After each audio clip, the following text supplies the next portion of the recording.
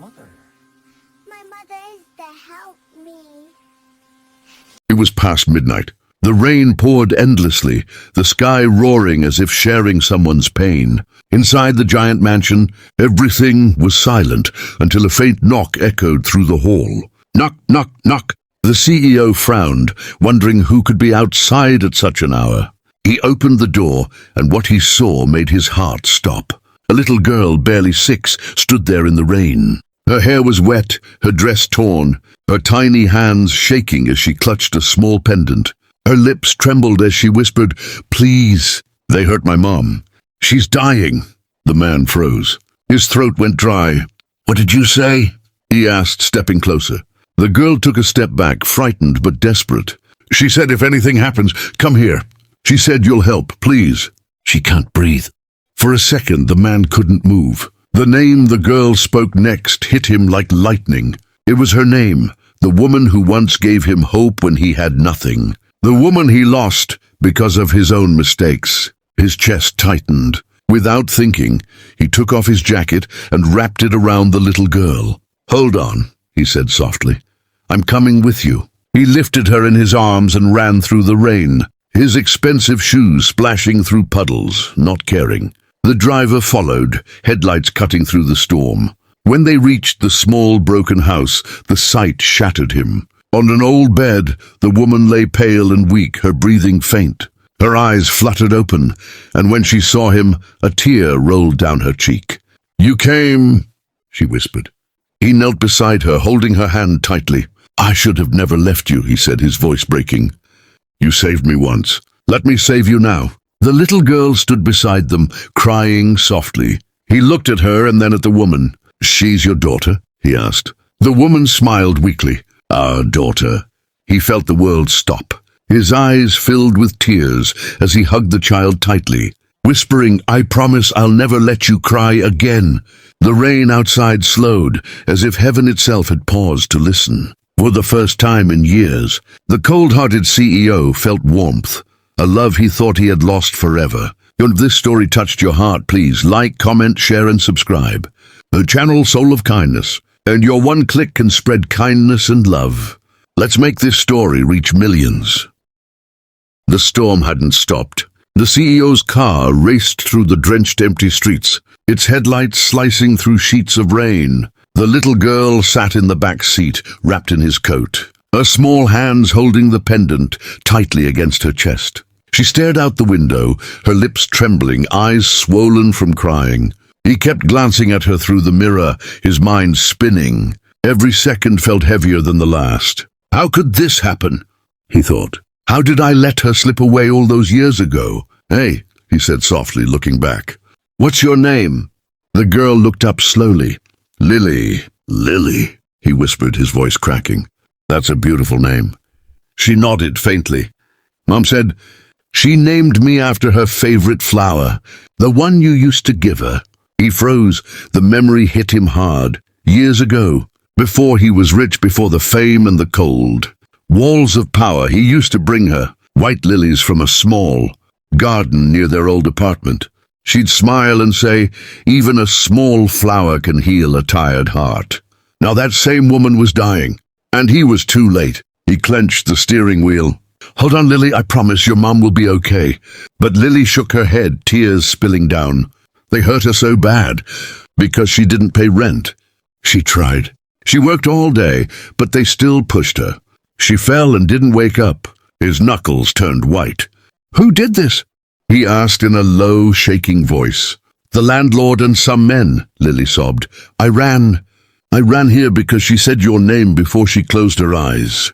The car went silent. The only sound was the rain hitting the roof. The CEO's eyes filled with tears. He hadn't allowed himself to cry in years. When they reached the hospital, nurses rushed her mother inside. He stood there, drenched, helpless, watching the doctors fight for her life. Lily held his hand tightly. "She said you're the only good man she ever met," Lily whispered. He looked down at her, broken. "I don't know if I still am," he said softly, "but I'll try to be, for both of you." Hours passed. The night felt endless. Outside the ICU, the CEO sat on the cold floor, his expensive clothes soaked and torn. his eyes fixed on the red light above the door. For the first time he prayed, not for success, not for power, but for forgiveness, and for her to open her eyes one more time. The hospital corridor was silent, except for the faint sound of rain tapping against the windows. Hours had passed. The CEO sat on the cold bench outside the ICU, his white shirt still damp, his face pale, his heart heavy with guilt and fear. The little girl, Lily, had fallen asleep on his lap, her tiny hand still holding his fingers as if she feared he might disappear too. He looked at her fragile face, her tear-stained cheeks, and whispered, "I promise, I won't let her go, Lily, not again." Just then the doctor came out, removing his gloves slowly. The CEO stood up at once. "Doctor, please tell me she's fine," he pleaded, his voice shaking. The doctor sighed. "She's very weak. She's lost a lot of blood, and her pulse is unstable. We'll try our best, but she needs someone she trusts. She keeps calling a name." The man interrupted softly, "My name." The doctor nodded. "Yes, she keeps whispering it again and again." His chest tightened. He rushed inside. There she was, the woman he once loved more than his own life, lying pale under white sheets, an oxygen mask on her face, her hand trembling slightly. Machines beeped beside her, marking the faint rhythm of her heart. He walked slowly toward her, afraid that even his breath might disturb her. When he sat beside her, she opened her eyes slightly. Her voice was faint, broken. "I knew you'd come." He took her hand in both of his. "I should have come long ago," he said, his voice choked. "I looked for success, for money. But I lost the only person who ever made me feel alive." A tear rolled down her cheek. "You were always good, Daniel. You just forgot how to be kind to yourself." He lowered his head, tears falling freely. "Don't talk like that. You're going to be fine. I'll take you somewhere better. The best doctors, the best care, anything you need." She smiled weakly. "It's not about where I am. It's about who's with me." The words shattered him. He held her hand tighter, as if he could pull her back to life through his grip. Then Lily woke up, hearing her mother's voice. She ran into the room, crying, "Mom, please don't leave me." Her mother turned her head slowly, smiling through tears. "My baby, my brave girl. You found him?" Lily nodded quickly, her small hands holding her mother's arm. "He came, Mom. He came for you." The woman looked at the CEO again. "Promise me. You'll take care of her. Don't let her live the life I had." His lips trembled. "I swear on everything I have. I'll protect her with my life." The woman's eyes softened, a tear slipping down her temple. "Then I can rest," she whispered. "No," he said, breaking down. "Please don't close your eyes. Please stay. I need to say so much." But her breathing grew slow. Her lips moved, whispering, "Thank you for coming back." The monitor beeped slowly, and then flatlined. Lily screamed, "Mommy!" The CEO hugged her tightly, tears streaming down his face, whispering over and over, "I'm here, Lily. I'm here." It had been 3 days since that night. The rain had stopped, but the sky still looked grey, as if mourning with them. The little girl, Lily, sat quietly near her mother's grave, holding a single white lily flower in her tiny hands. Her eyes were red, her lips trembling, but she didn't cry anymore. She had no tears left. Behind her stood the CEO, Daniel, the man who once ruled empires, but now felt smaller than ever. He had attended thousands of business meetings, signed billion-dollar deals, but never had he faced silence like this. The silence of loss, the silence of guilt. He knelt beside Lily and placed a small bouquet of lilies on the grave. His voice was soft, almost breaking. She loved these flowers.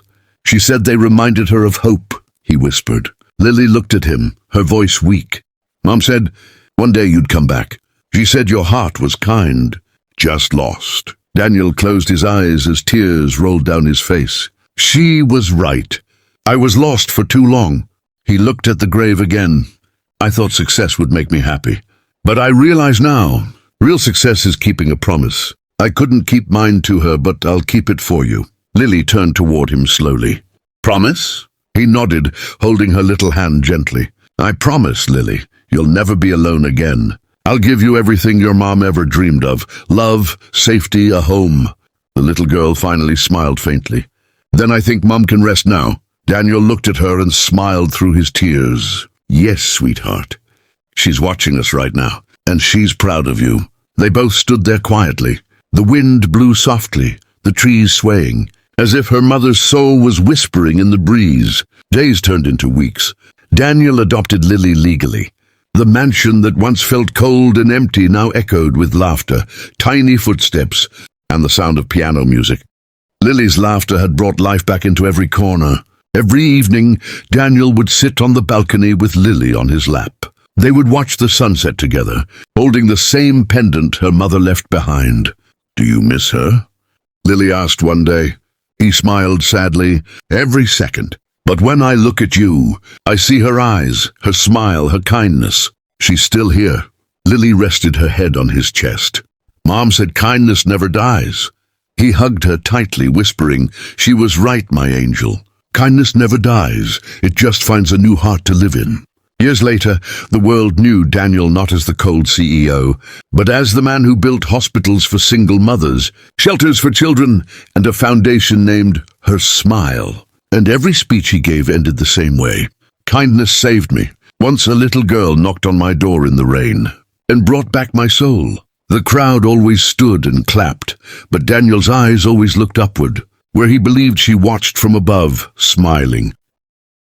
Years had passed. The seasons changed, the mansion transformed, and the man once called a ruthless CEO was no longer the same. Daniel now spent his mornings planting flowers with a little girl who had grown into a bright, gentle teenager, Lily. The garden outside their home was full of white lilies, just like the ones her mother loved. Every morning, Daniel watered them carefully, his movements slow, tender, as though each petal carried a piece of the past. "Dad," Lily said softly one morning, "do you think Mom can see us?" Daniel smiled, his voice quiet but steady. "I don't think she can, sweetheart." "I know she can." Lily smiled, looking up at the sky. "I hope she's happy now." He nodded. "She is, because you've kept her heart alive." She placed a white lily into his hand. "You too, Dad, you changed everything. Mom would be proud." For a long moment they stood together in silence, the morning sun painting golden light over their faces. Later that day, Daniel went to the small foundation, office named Her Smile. Foundation. On the wall was a framed photo, a young woman with kind eyes and a soft smile, the same smile Lily carried. Below it, a plaque read, "In memory of a woman whose kindness saved lives. Hundreds of single mothers and children received care, food, and hope through this foundation." It had grown far beyond what he ever imagined. Every act of kindness was done in her name. That evening, Daniel returned home.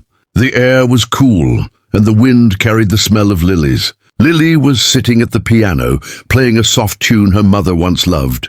Daniel stood by the doorway, listening quietly. When she finished, she turned around and smiled. "That was Mom's favorite song." He walked over, kissed her forehead, and said, "Yes, and she must be smiling right now, listening from heaven."